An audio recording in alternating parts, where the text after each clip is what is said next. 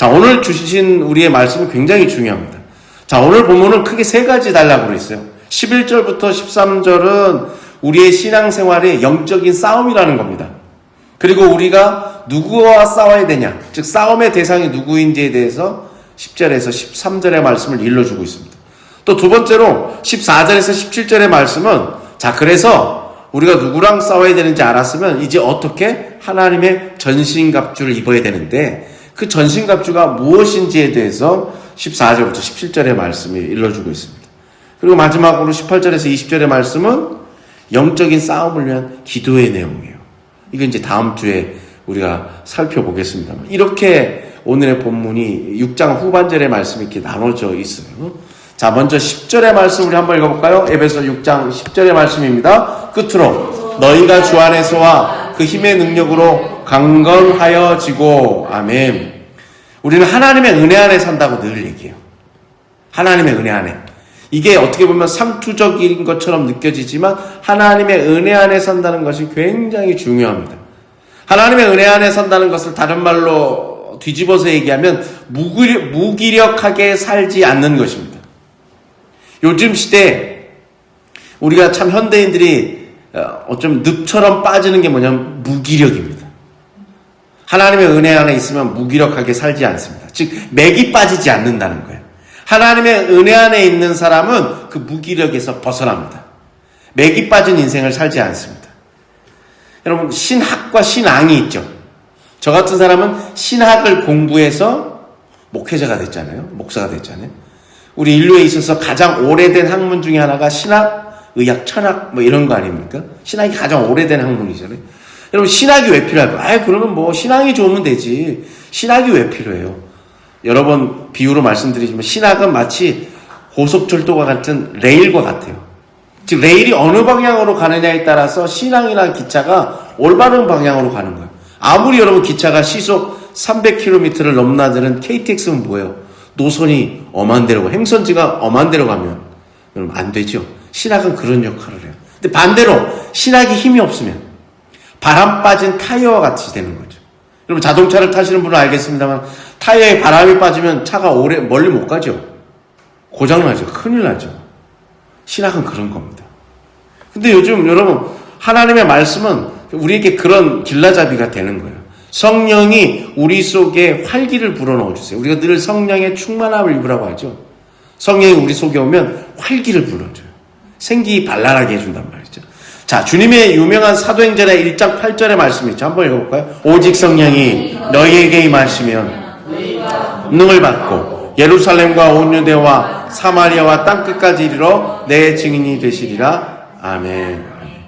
하나님의 말씀이 우리에게 바람을 넣어준단 말이죠. 성령님이 우리 가운데 임하면 바람을 넣어줘요. 근데 그 바람이 임하면, 성령이 임하시면 우리가 뭘 받아요? 성령의 권능을 받죠. 한번 따라해볼까요? 권능을 받고. 성령이 임하면 권능을 받아요. 이 권능이라는 말은 디나미스라는 말인데 영어로 말하면 파워입니다. 뭘 받는다는 거예요? 힘을 받는다는 거죠. 여기서 나온 디나미스라는 단어에서 나온 단어가 바로 다이너마이트입니다. 다이너마이트의 어원이에요. 즉 성령이 우리 속에 활기를 불어넣는다는 거예요. 은혜를 받았다는 것은 우리 속에 하나님의 생기가 가득해졌다는 거예요. 앞서 말씀드린 대로 은혜 안에 가는 사람은 무기력에 빠지지 않는다고 그랬죠? 맥 빠진 인생에서 탈출한다고 그랬잖아요. 성령이 우리 안에 바람이 임하면 그렇게 된다는 거죠. 그렇다고 해서 막 소위 우리가 좀 열성 신도들처럼 막 이렇게 하고 방방 뜬다고 그러나요? 그런 말씀이 아니라 내 안에 뜨거운 것이 올라오는 거예요. 나의 마음을 감동시키는 거죠. 그래서 무기력에서 벗어난다는 거예요. 여러분 무기력을 조심하셔야 돼요. 어른이 되면 우리 아이들은 그래도 좀 낫죠. 우리 아이들은 그래도 낫는데 회복력이 빠르니까. 성인이 되면 가장 힘든 게 뭐예요? 회복 탄력성이 떨어지죠. 마음도 그렇고 신체도 그렇고. 그러니까 자꾸 뭐예요? 무기력에 빠질 때가 있단 말이죠. 그냥 아무것도 하기 싫고 힘이 쭉 빠진 상태. 그러나 여러분 하나님의 성령이 우리 가운데 임하면 그 활기가 돋아요. 그럼 우리는 어떻게 해야 되느냐? 예수님에게 늘 요한복음 15장의 말씀대로 하면 포도나무에 가진 우리가 붙어있는 것처럼 예수님께 늘 붙어있으면 돼요. 그러면 주님께로부터 능력을 늘 힘을 공급받는 거죠. 그래서 우리가 영적 싸움이라는 거예요. 자, 11절의 말씀 한번 읽어볼까요? 11절. 오늘 보면 에베소 6장 11절의 말씀 한번 읽어보겠습니다. 마귀의 관계를 능히 대적하기 위하여 하나님의 전신갑주를 입으라. 아멘. 군사적인 용어를 쓰죠. 여러분, 기독교인 하면, 예수 믿는 사람 하면 떠오르는 이미지가 있어요. 옛날에는 예수 믿는 사람들 하면 뭐 온유하고 착하고 정직하고, 사람들이 소위 말하는 예수 믿는 교회 다니는 사람들에 대한 바라는 점이 이미지가 있단 말이죠. 우리가 때로는 세상 사람들이 교회 예수 믿는 사람은 좀 저랬으면 좋겠다라는 게 있죠. 근데 사도 바울은 그리스도인은 어떻게 된다고요? 하나님의 전신갑주를 입어라. 전사가 돼야 된다는 거예요. 워리어가 돼야 된다고 얘기하죠. 싸우는 자가 돼야 된다고 얘기해요. 사도 바울은 강하게 얘기합니다. 그럼 무엇과 싸우냐는 거예요? 누구와 싸우냐는 거예요? 자, 사도 바울은 누구와 싸운다고 얘기합니까? 11절에 마귀와 싸운다고 그러죠. 여기서 마귀는 디아볼로스라는 단어입니다. 우리 디아볼로 게임도 있다고 그러는데 디아볼로 아시죠? 디아볼로의 그 어원이 바로 이 디아볼로스죠. 마귀입니다. 근데 이 마귀라고 우리말로는 마귀라고 하지만 이 어원의 뜻은 악한 영들의 우두머리예요. 그냥 잔잔바리가 아니라 힘있는 우두머리급이에요. 그게 여러분 디아볼로스, 마귀란 말이죠. 이 디아볼로스는 성경에 여러 군데로 나옵니다. 우리가 잘 아는 요한복음 8장 44절에 보면 거짓의 아비로 나와요. 뭐라고요? 마귀는 다른 말로 뭐라고요? 거짓의 아비예요. 그 요한계시록에 보면 온 천하를 꾀하는 자로 나옵니다. 거짓의 아비, 온 천하를 꾀하는 자, 속이는 자죠. 그것이 똑같이 디아볼로스, 마귀예요. 그리고 고린도 후서 11장에 보면 이렇게 표현해요. 디아볼로스가 또 어떻게 나오냐면 고린도 후서 11장 14절의 말씀 한번 읽어볼까요? 이것은 이상한 일이 아니니라. 사탄도 자기를 광명의 천사로 가장하나니. 아멘. 디아볼로스가 자기를 뭘로 바꾼다고요? 광명의 천사로 자기를 변장한다는 거예요. 그러니까 마귀와 싸울 때 정말 중요한 게 뭐예요? 우리가 영적 싸움을 하는데 그때 마귀와 싸우는데 그 마귀가 이렇게 자기를 거짓의 아비요 온 천하를 꾀하는 자요 스스로를 광명의 천사로 가장하는 자이기 때문에 우리는 저게 마귀인지 아닌지를 분별할 수 있어야 된다는 거예요. 피하식별, 군대 용어로 말하면 피하식별이 가능해야 된다는 거예요. 여러분, 우리 몸 안에 면역세포가 있습니다. 면역세포는 병균이 들어오면 병균을 막아내는 역할을 하죠. 물리치는 역할을 합니다. 근데 병균은 자기가 우리 몸속에 딱 침투했을 때 면역세포가 본인들을 걸러내니까 이 병균들이 어떻게 해요? 해마다 진화하죠. 비슷하게 자기를 위장하잖아요. 그래서 그 필터를 면역세포를 통과하려고 애를 쓰잖아요. 그래서 여러분 해마다 독감이 바뀌는 거예요. 세지는 거예요. 그래서 의학이 발전하면 어떻게 돼요? 그 바뀐 변이하는 병균까지 잡아낼 수 있도록 능력을 올리죠. 그게 의학의 발전의 한 부분이잖아요. 우리 안에서도 그런다는 거예요. 우리 인체도 신체도 그렇게 한다는 거예요. 하물며 여러분 마귀가 디아블로스가 우리가 소위 말하는 머리에 뿔이 나고 여기도 얼굴 우리 도깨비 그거 있잖아요. 얼굴 빨갛고 막 험상궂게 생기고 그러면 딱 봐도 아는데 알아차리지만 스스로를 뭘로 가장한다고요? 광명의 빛의 천사로 가장한다니까. 그러면 겉모습을 보고 우리가 못하는 거예요. 분별을 못해요. 그러니까 우리에게 뭐가 필요해요? 영적 분별력이 필요한 거죠. 디아볼로스가 하고 있는 일 가운데 하나는 우리가 죄와 타협하도록 우리를 만듭니다. 뭐 하도록 만든다고요? 죄와 타협하도록 만듭니다. 죄와 맞서 싸우는 게 아니라 뭘 그래. 뭘 이렇게 유난을 떨어. 인생 적당히 사는 거예요. 좋은 게 좋은 거야. 사람이 그렇게 융통성이 있어야지. 그렇게 빡빡하게 살면 못 써. 약간 충청도 스타일이지 않습니까? 이렇게 한다는 거예요. 그런 마음을 우리에게 줘서 죄와 타협하게 만드는 것이 여러분 사탄의 전략이라는 거죠. 여러분 정말 우리가 이런 얘기를 많이 듣고 살죠. 여러분 좋은 게 아닙니다. 한번 따라해볼까요? 좋은 게 아닙니다. 좋은 게 좋은 게 아닙니다. 옳은 게 좋은 것입니다. 옳은 게 좋은 것입니다. 옳은 게 좋은 겁니다. 마귀는 늘 매력적인 모습으로 광명의 천사의 모습으로 위장해서 우리에게 접근합니다. 다가옵니다.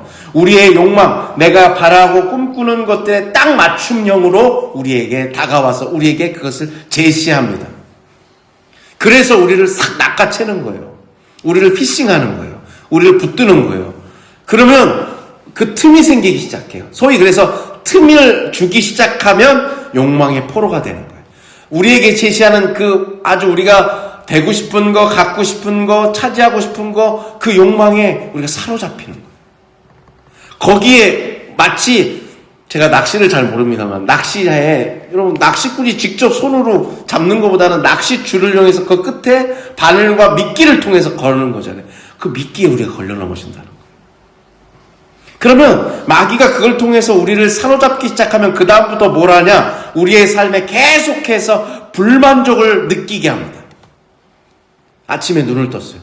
아, 오늘 날씨가 더럽게 안 좋아요. 아침에 눈을 떴는데 옆에 꼴 보기 싫은 사람이 누워 있어요. 아침에 애가 아침에 하는데 저 말하는 것부터 듣기 싫어요. 모든 게 불만족스럽게 느껴지고 있어요. 여러분, 그러면서 이게 반대로 말하면 뭐 하는 건지 아세요? 불만족을 느끼게 한다는 건 감사를 뺏어가는 거예요. 여러분, 디아볼로스, 마귀가 우리에게 와서 감사를 빼앗기 시작해요. 내 마음속에 감사가 하나씩 둘씩 빼앗아 갑니다. 광명의 천사로 가장해서 우리에게 하고 있는 가장 대표적인 일, 감사를 빼앗아가는 일입니다. 사도 바울은 그 마귀와 맞서 싸우라는 거예요. 그래서 워리어 전사가 돼야 된다는 거예요. 그러면 그 전사가 입고 있는 전신갑주, 전신은 머리부터 발끝까지잖아요. 온몸 갑주, 갑옷으로 만든 그 옷을 입어야 된다는 거예요. 우리 시대는 끊임없이 불만족을 표현하게 합니다. 그리고 불평하게 만듭니다. 나는 이것도 갖고 싶은 거, 여러분, 그냥, 어쩌면 우리가 정말 생각해보면 이 정도면 우리가 충분히 행복하게 잘 살 수 있음에도 불구하고 계속해서 얘기합니다. 야, 너 그거 갖고 안 돼. 더 벌어야지. 저 사람은 더 버는데? 너 신상 사야지. 불행한 거야. 넌 지금 행복하지 않아. 불행한 거야. 계속 비교합니다. 친구를 만나고 동창회 가고 이웃 아줌마들이 모이고 아저씨들이 모이고 친구들이 모이면 계속 비교합니다. 여러분, 아이들이 모여서 왜 니네 집 몇 평이냐를 왜 묻습니까? 니네 아버지가 무슨 자동차를 타는지 왜 초등학교 아이들이 그런 대화를 왜 하는 겁니까? 그죠? 그런 시대에 우리가 살고 있고 노출되기 때문에 아이들이 배우는 거잖아요. 감사와 만족을 할 줄 모르는 사람이 여러분 어떻게 되는 거예요? 마귀가 가장 그것을 우리를 확 사로잡는 거예요. 그럼 반대로 얘기하면 감사와 만족할 줄 아는 것이 이런 불평과 불만족으로부터 우리를 막아내는 백신과도 같은 거예요. 어떤 사람이 자기 삶에 대해서 이만하면 괜찮아. 하나님 오늘도 이렇게 살게 해주셔서 감사합니다. 오늘도 제가 눈 뜨고 생명 주신 거 감사합니다. 오늘도 이렇게 사랑하는 가족들과 하루를 맞이할 수 있게 해주셔서 감사합니다. 오늘도 내가 이렇게 공부할 수 있고 오늘도 내가 꿈을 향해서 노력할 수 있게 해주셔서 감사합니다. 오늘도 우리 부모님이 나를 위해서 기도해 주실 수 있어서 너무나도 감사합니다. 여러분, 그러면 옆 사람이 아무리 너 지금 우리나라에서 너 연봉 순위 매진 줄 알아? 너 그렇게 해서 우린 맨날 순위를 매기잖아요. 대학도 순위를 매겨, 재계도 기업도 순위를 매겨, 그놈의 순위를 매겨요. 그러면 어때? 행복한 사람이 없어요. 근데 우리는 어때요? 세상 사람들이 아무리 그렇게 비교해도 감사와 만족을 통해서 여러분 그것을 이겨내는 거예요. 그러면 여러분 감사로 자기의 몸을 무장한 사람은 디아볼로스, 마귀가 절대로 우리를 빼앗을 수 없습니다. 붙들 수 없습니다. 그래서 감사와 만족은 어쩌면 이 시대에 우리가 시대를 바꿀 수 있는 어쩌면 여러분 혁명적인 급진적인 도전이에요. 감사하는 사람이 대단한 거예요. 엄청난 무기예요. 그래서 우리에게 필요한 게 뭐예요? 하나님의 전신갑주를 입으라고 얘기하는 거죠. 무장을 갖춰야 된다는 거예요. 전신갑주라고 하는 이 단어는 당시 로마 시대의 군인들, 보병, 군인들 얘기합니다. 오늘날로 말하면 군인들이잖아요. 완전 군장한 군인들. 자, 12절의 말씀 이어서 한번 볼까요? 12절의 말씀입니다. 6장 12절의 말씀 한번 읽어볼까요? 우리의 씨름은 혈과 육을 상대하는 것이 아니요 통치자들과 권세들과 이 어둠의 세상 주관자들과 하늘에 있는 악의 영들을 상대함이라. 아멘. 우리가 마귀와 싸워야 되는데 우리의 싸움의 대상은 누구냐? 사람이 아니라는 거예요. 혈과 육. 사람 갖고 붙들고 싸우지 말라는 거예요. 그러면 뭐라고 합니까? 통치자들. 그 다음에 뭐가 나와요? 권세들. 그 다음에 어둠의 세상 주관자들. 그리고 하늘에 있는 악의 영들을 우리가 싸움의 상대로 대상해야 되라고 얘기합니다. 그러면 이들은 뭡니까? 통치자들, 권세들, 세상 주관자들, 악의 영들은 도대체 뭐예요? 하나님을 대적하도록 우리를 유혹하는 일체의 모든 것들을 말하는 거예요. 하나님과 분리시키려고 하는 모든 게 우리의 싸움의 대상이라는 거예요. 특정한 사람이 아니라는 거예요. 우리 나를 못 살게 하고 나랑 코드 안 맞고 만나면 좀 인상 찌푸리게 되고 나를 괴롭히는 사람이 있잖아요. 그 사람이 우리의 싸움의 대상이 아니라는 거예요. 그 사람 붙들고 싸우지 말라는 거예요. 우리의 영을 타락시켜서 하나님으로부터 분리시키고 하나님으로부터 멀어지게 만드는 대상과 싸워야 된다는 거예요. 여러분, 이 싸우게 만들면 그들의 전략은 뭐냐면 우리의 내면 마음속에 분열의 씨앗을 자꾸 던져요. 분열을 시켜요. 하나님과 떨어뜨려요. 부모와도 가족과도 분열하게 만들어요.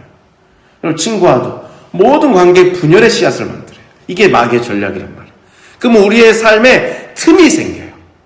그 분열 크랙이 생기면 여러분 거기에 뭐가 생겨요? 틈이 만들어져요. 그러면 그 틈에 뭘 넣냐면 우리 살다 보면 여러분 우리도 실수하죠. 살다 보면 우리가 생각했던 것이 시대가 바뀌면 틀릴 수도 있죠. 다를 수도 있죠. 바뀔 수도 있죠. 그러면 우리가 때로는 죄책감도 느껴요. 그리고 내가 어른이어도 때로는 우리 자식들한테 부끄러움을 느낄 때도 있어요. 그게 사람이에요. 그런데 이런 흔적들이 틈이 생기기 시작하면 그 틈이 우리를 괴롭게 만들어요. 그 뻔뻔하게 만들어요. 그런데 은혜는 똑같이 우리가 죄책감을 느껴요. 우리가 똑같이 부끄러움을 느껴요. 똑같이 실수해요. 은혜는, 하나님의 은혜는 그 틈을 메워요. 그 틈을 메워요. 그런데 여러분 예전에 지금이야 우리 집집마다 냉장고에 얼음이 잘 나오지만 예전에 우리 여름철에 얼음 큰 거 사러 가면 수련회나 이런 거 얼음 큰 거 사시면 그 얼음을 얼음가게에서 어떻게 깹니까?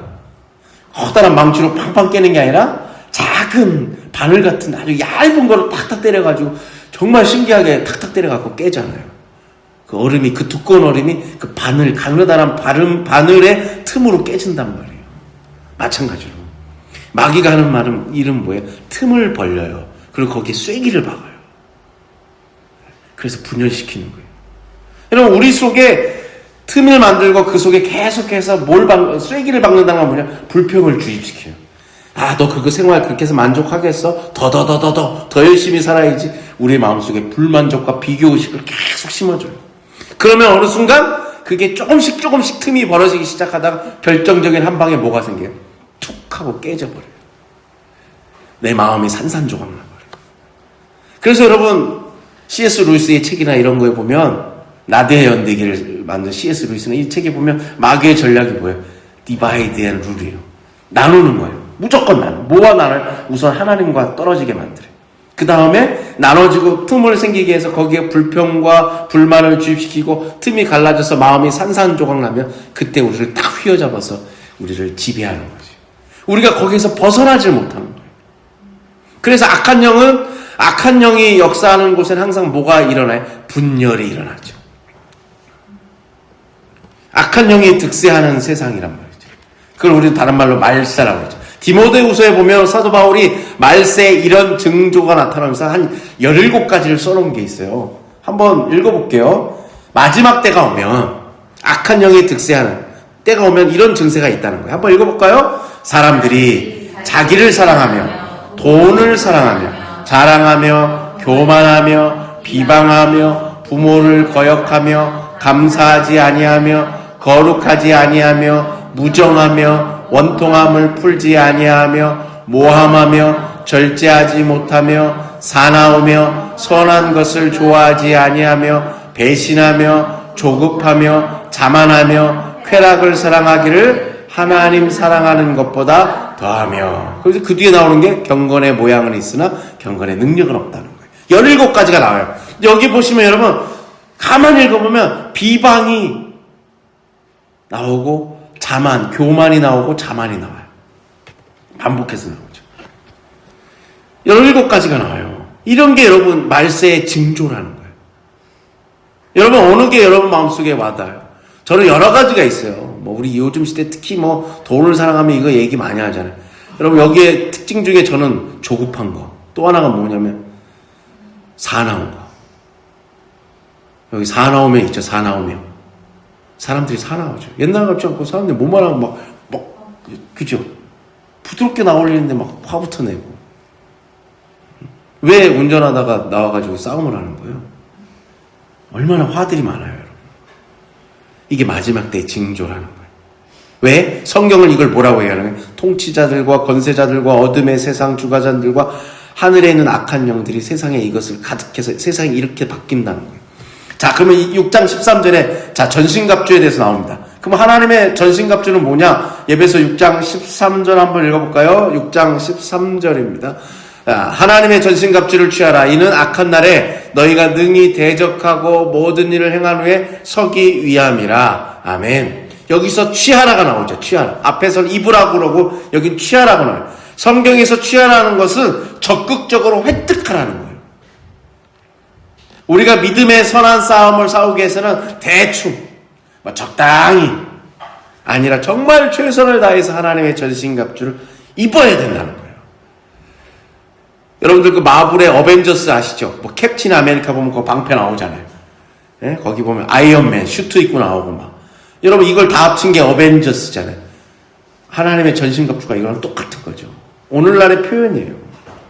여러분 하나님의 전신갑주를 입어야 된다는 거예요. 왜요? 우리가 그렇지 않고서는 맨몸으로는 뭐 싸워서 이길 수 없다는 거예요. 힘들다는 거예요. 우리는 악한 날에 악한 영들의 능히 대적하기 위해서 하나님의 전신갑주를 입으라는 거예요. 왜? 우리가 사는 세상이 그렇게 호락호락하지 않거든요. 여러분 내가 처음부터 악해지고 싶어서 악다구를 쓰고 싶어서 악해집니까? 사회생활 하다 보면 가만히 있으면 나를 가만히로 보고 보자 하니까 나를 보자기로 보니까 여러분 우리가 그렇게 새는 거잖아요. 가만히 있으면 나를 가만히 내버려두지 않기 때문이죠. 그래서 우리는 넘어진단 말이에요. 하나님 뭐라는 거예요? 하나님의 전신갑주를 적극적으로 입으라는 거예요.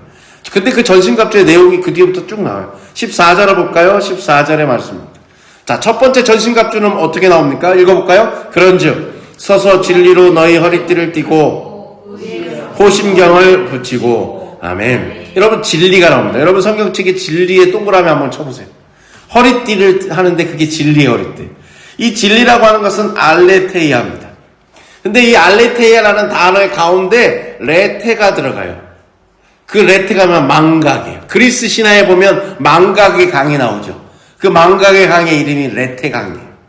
즉 진리는 망각에서 벗어나는 게 진리예요. 기억하는 게 진리란 말이죠. 망각을 깨트리는 게 진리라는 말이에요. 여러분 우리는 그 진리를 허리에 동인다는 거예요. 내가 하나님의 은혜로 구원받았다는 것을 망각하지 않는 게 진리라는 거예요. 그걸 기억하는 거예요. 내가 누군지를 기억하라는 거예요. 내가 어디를 향해 내 삶이 향하고 있는지를 분명히 아는 사람이 진리로 허리를 동인다는 거예요. 진리로 허리를 동인 사람은 어떻게 살겠어요? 내가 어딘지, 내 인생의 목적지, 방향을, 향방을 알기 때문에 누군가 옆에서 와서 자꾸 달콤한 유혹을 해도 그걸 단호하게 No! 아니라고 얘기할 수 있다는 거예요. 근데 내 인생이 어디로 가는지, 나는 누군지, 내가 하나님의 은혜로 구원받은 사람인지를 분명하게 모르면 누군가가 옆에 와서 자꾸 달콤한 유혹을 하면 거기에 자꾸 솔깃하게 되는 거예요. 그러면 어때? 경로를 자꾸 이탈하게 되겠죠. 어거스틴이라는 사람이 여러분 뭐라고 합니까? 우리는 하나님 나라를 향해 가는 순례자라고 얘기합니다. 그러면서 그 고백록에 보면 이런 말이 있어요. 우리가 정말 은혜 받고 소위 말하는 하나님 나라를 향해서 믿음의 결단을 하고 나서 길을 나서요. 그런데 내 옛날의 삶이 내 옷자락을 붙잡는다는 거예요. 우리가 은혜를 받아요. 오늘도 어느 성경 구절 하나가 내 마음속에 탁 와닿아요. 오늘도 어느 찬송가의 한 구절이 내 마음속을 감동을 줘요. 그러고 나서 저 문을 딱 나서는 순간 갑자기 옛날의 삶이 나의 옷자락을 탁 붙잡는다는 거예요. 그러면서 뭐라고 하냐? 야, 네가 살아왔던 그 옛날의 헛된 일, 그 어리석은 일들이 내 육체의 옷자락에다가 딱 붙들고 소곤된다는 거야. 뭐라고? 야, 우리 버리고 갈 거야? 어거스틴의 고백론에 이렇게 나옵니다. 우리 버리고 갈 거야? 우리 옛날에 즐거웠잖아. 그래도 한때 재밌었잖아. 우리의 옷자락을 잡고 얘기한다는 거예요. 여러분, 우리가 살다 보면 이런 경험을 종종 하지 않습니까? 우리의 인생이 하나님 나라를 향하는 순례자를 살고 있습니다. 그런데 순례의 길을 막 가요. 그런데 중간에 주막이 나와요. 주막에 한 상을 착 차려놓고 쉬었다가 놀다가 여기도 재밌어. 오늘 하루 쉬었다가 그런다는 거예요. 그러면 거기서 하루 이틀을 우리가 거기서 쉬고 먹고 놀다 보면 내가 하나님 나라를 향해서 가고 있다는 그 길 자체도 잊어버리기 시작한다. 젖어든다는 거죠. 여러분, 알레테이아, 진리가 뭐라고요? 망각을 깨트리는 거예요. 기억하는 거예요. 여러분은 하나님의 자녀임을 기억하시길 간절히 축복합니다. 네. 여러분, 하나님의 십자가의 은혜로 구원받은 사람임을 기억하시길 간절히 축복합니다. 네. 여러분, 이게 진리의 허리띠를 맨 사람의 특징이에요. 그 다음에 나오는 게 뭐예요? 의의 호심경입니다. 옛날에는 흉배라고 그랬죠. 여러분, 호심경이라는 것은 갑옷을 입었는데 가슴 부위를 지켜주는 구리 조각을 덧대죠. 그래서 옛날에 중세시대 기사들이라든지 로마 군인들이 여기에 구리 조각을 하나 더 대고 있잖아요. 그래서 적의 창날이 왔을 때 내 가슴을 뚫지 못하도록 막아주는 거예요. 자, 이 의의, 즉 의로움의 호심경은 나의 의로운 행동이기보다는 예수 그리스도의 의로 내가 구원을 받았다는 거예요. 나의 공로가 아니라 그리스도께서 나를 의롭게 여겨주셨다는 그 은혜의 감격이 나를 지켜준다는 거예요. 우리가 살다 보면 착하게 살 수 있어요. 아니, 새벽부터 밤늦게까지 우리 얼마나 열심히 살아요. 남한테 폐 안 끼치고 공부 열심히 해서 살잖아요. 근데 그게 때로는 그 의로 내가 산다고 착각한다는 거예요. 그게 아니라 누구의 의로? 예수 그리스도의 십자가의 의로 산다는 거예요. 왜요? 나의 의가 까딱하면 뭐가 돼요? 아까 디모데후서의 17가지 나온 말세의 징조 중에 반복해서 나오는 교만하고 자만해져요. 자꾸 습관을 얹어요. 의의 호심경은 하나님이 우리에게 값없이 주신 은혜예요. 바꿔 말하면 은혜 받은 자의 삶의 열매가 의의 호심경이에요.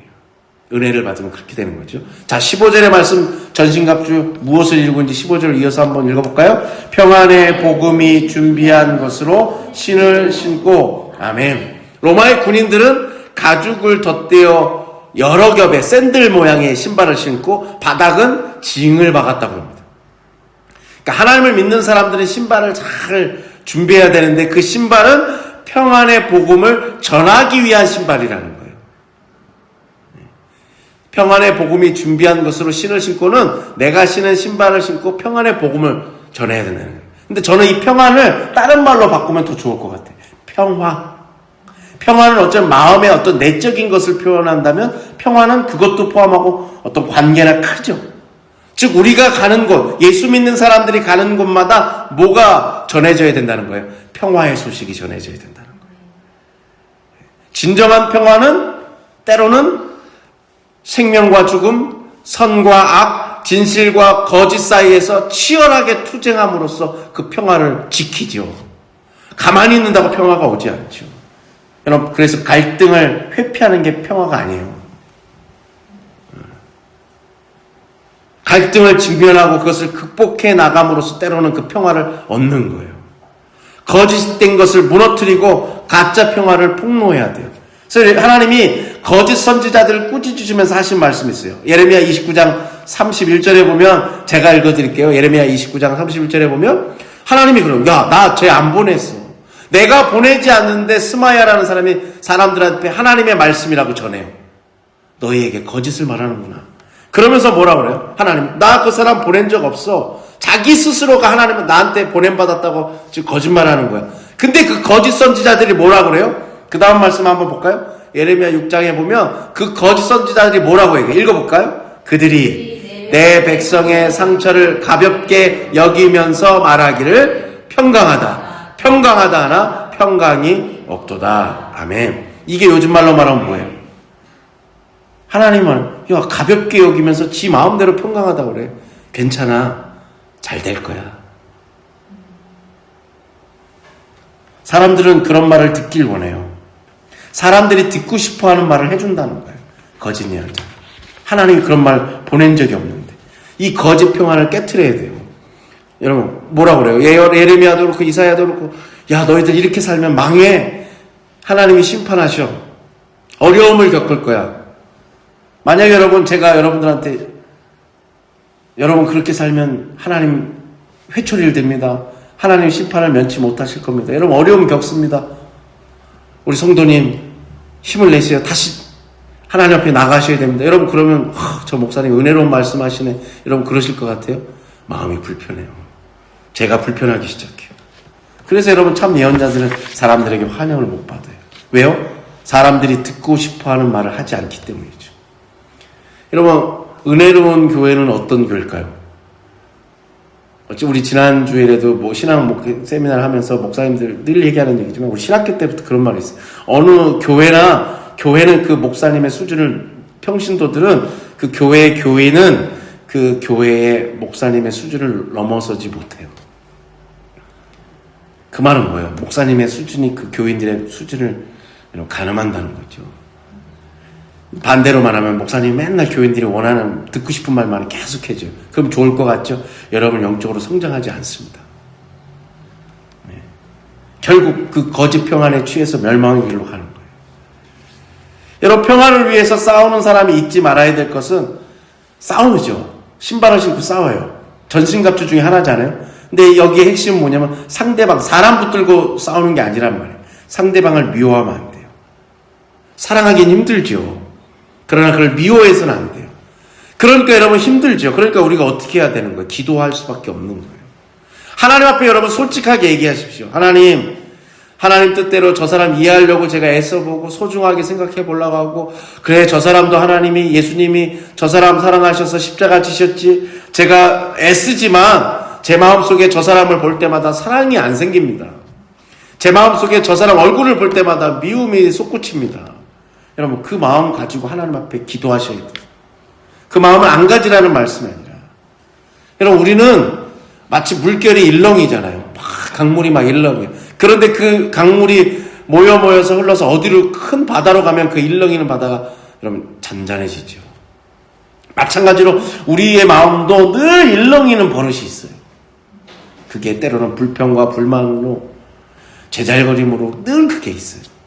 사람 붙들고 씨름하고 나 저 사람하고 안 맞아. 여러분 지나고 보면 그게 내 인생에 그렇게 중요한 일도 아닌데 그러잖아요. 그런데 그 일렁이는 버릇이 어디 가면 고쳐져요? 하나님 앞에 가면, 그 크신 하나님 앞에 가면 고쳐져요. 그래서 우리가 기도해야 돼요. 내 마음속에 부정적인 감정이 생겨요.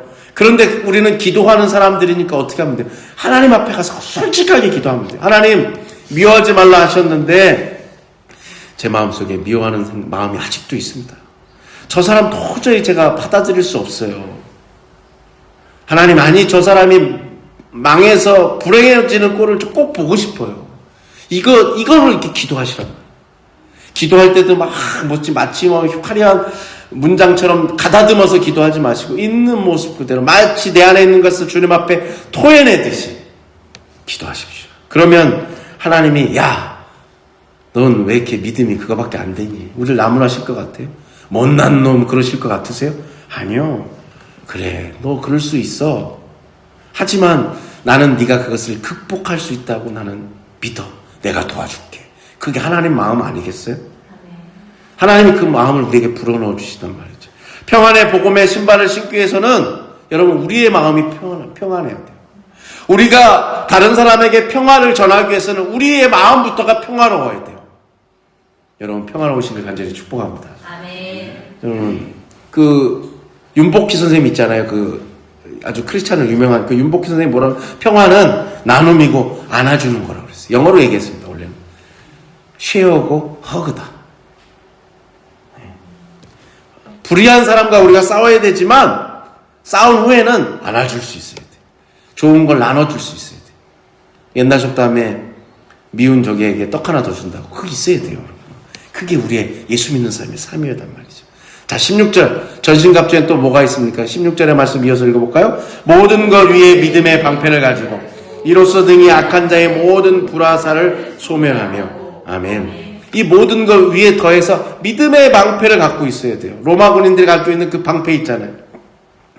이 방패, 그래서 옆 사람하고 방패를 착착착 맞춰서 상대방이 불화살을 쏘면 영화 300에 보면 페르시아 100만 대군이 쏘아내는 하늘을 구름 덮듯이 덮는 그 수많은 화살을 여러분 방패를 이어가지고 다 막아내잖아요. 그 믿음의 방패가 있어야 된다는 거예요. 여러분 성경에 보면 시편에 보면 이 믿음의 방패가 또 나옵니다. 네, 믿음의 방패 시편 7편의 말씀이 있거든요. 한번 읽어볼까요? 믿음의 방패 시편 7편의 말씀. 자, 그 다음 말씀 읽어볼게요. 나의 방패는 마음이 정직한 자를 구원하시는 하나님께 있도다. 아멘. 하나님께서 우리에게 이런 방패를 주신다는 거예요. 네. 이걸 갖고 나 스스로를 지키는 게 아니라 하나님이 주시는 이 믿음의 방패는 여러분 담대한 마음이에요. 담대한 마음. 한번 따라해볼까요? 담대한 마음. 이 담대한 거 쉽게 말하면 내 속이 짓무르지 않도록 믿음이라는 것을 방패로 주신다는 거예요. 속이 문드러져 보세요.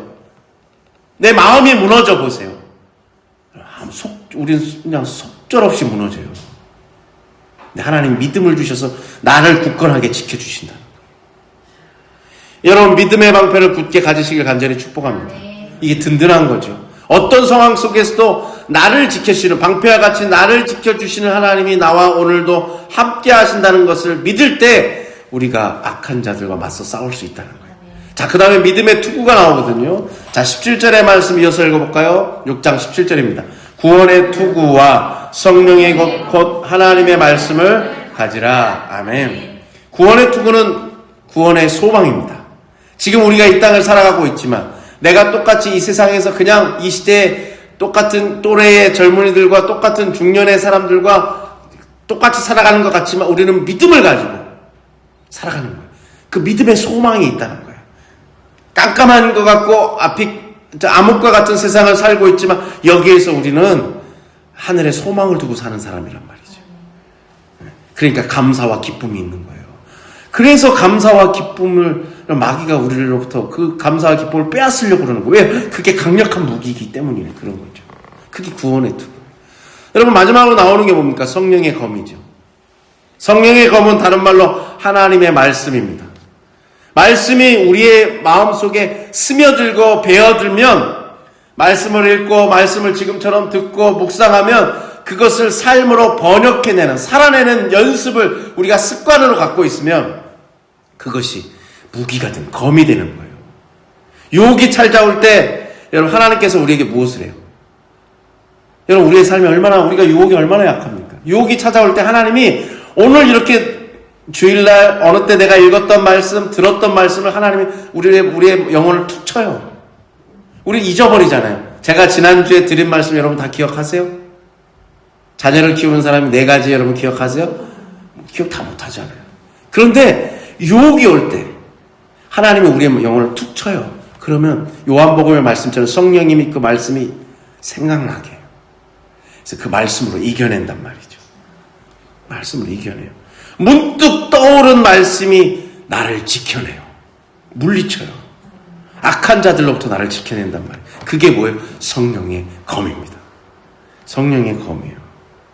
여러분 히브리서 말씀은 하나님의 말씀을 이렇게 얘기했죠. 한번 읽어볼까요? 하나님의 말씀은 살아있고 활력이 있어 좌우의 날선 어떤 검보다도 예리하며 혼과 영과 및 관절과 골수를 찔러 쪼개기까지 하며 또 마음의 생각과 뜻을 판단하나니. 아멘.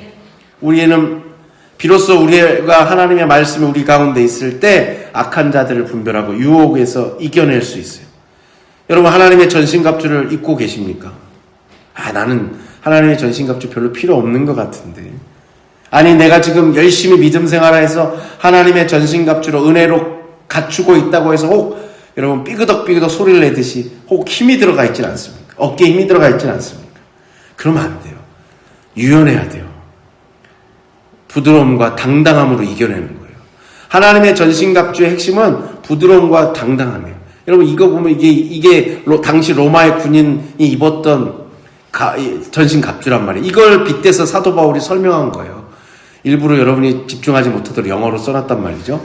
네, 여러분 제가 여러분에게 드리고 싶은 말씀은 우리가 분명히 사도행전의 말씀을 몇 년에 걸쳐서 나눈 적이 있어요. 사도행전 제일 마지막 28장 31절이 뭐라고 끝나요? 담대하게 거침없이 복음이 전해지죠. 담대하게 거침없이 온유함 가운데 당당해 가는 거예요. 이게 여러분 믿음의 사람의 핵심이에요. 그게 그리스도인의 무장이 돼야 돼요. 오늘 여러분의 삶 속에 여러분 이게 있어야 돼요. 세상에 어떤 유혹이 와도 거침없이 가야 돼요. 내 앞에 어떤 장애물이 와도 거침없이 가야 돼요. 여러분 전차가 마치 그렇게 되잖아요. 담대하게 가야 돼요. 마음이 흔들려서는 안 돼요. 무릇 지킬 만한 것 중에 뭘 지켜야 돼요? 잠언의 말씀에 내 마음을 지켜야 돼요. 흔들리면 안 돼요. 우리가 자꾸 다른 것으로 우리를 보면 안 되고, 사도 바울은 뭐예요? 내 심지가 견고해지면 우리가 그 온유함과 당당함으로 전신갑주를 하나님의 은혜로 입게 될 것이고, 그러면 우리는 오늘도 담대하게 하루를 살아갈 것이고, 오늘도 거침없이 오늘 내 앞에 있는 수많은 인생의 과제들, 오늘 내 앞을 가로막고 있는 수많은 장애물들을 넘어서기도 하고 치고 나간다는 거예요. 그러면 삶이 달라져요. 세상은 아무리 어렵고 힘들다고 해도 우리는 어떤 사람이에요? 그 암흑 속에서도 한 줄기의 빛의 소망을 보는 사람이잖아요. 여러분 어렵고 힘든 상황 속에서 야, 너 그 정도 수준 갖고 더 벌어야 돼. 더 열심히 공부해야 돼. 더 건강해야 돼. 악착같이 살아야 돼. 손에 쥔 거 절대 놓으면 안 돼. 이 세상에서 우리는 어떻게 해요? 하나님이 주신 오늘이라는 하루란 보석 같은 이 하루만으로도 감사해요. 작은 것에도 감사하는 그 기쁨으로 우리는 그걸 다 물리치면서 살아가잖아요. 여러분 마귀는 우리에게 뭘 뺏어간다고요? 감사를 뺏어가요. 감사가 빼앗긴 자리에 뭐가 생긴다고요? 틈이 생겨요. 그래서 뭘 주입시킨다고요? 불평과 불편함과 불만족을 심어줘요. 그러면 그 틈이 점점점 갈라지고 어느 순간 얇은 바늘 하나로 툭 치는 순간 우리의 삶이 산산조각 나는 거예요. 여러분 다른 데 있지 않아요. 우리가 하나님께 붙어 있으면 되죠. 저는 여러분들이 한 주간 여러분 진리의 허리띠를 메고 의의 호심경을 여러분 끼고 여러분 평화를 전할 신발을 평안한 마음으로 신으시고 믿음의 방패를 끼고 구원의 투구를 쓰고 여러분에게 주신 말씀으로 그 검으로 승리하시는 귀한 한 주가 되시기를 간절히 축복합니다. 여러분의 인생 되시길 간절히 축복합니다. 우리 기도하겠습니다. 하나님 감사합니다.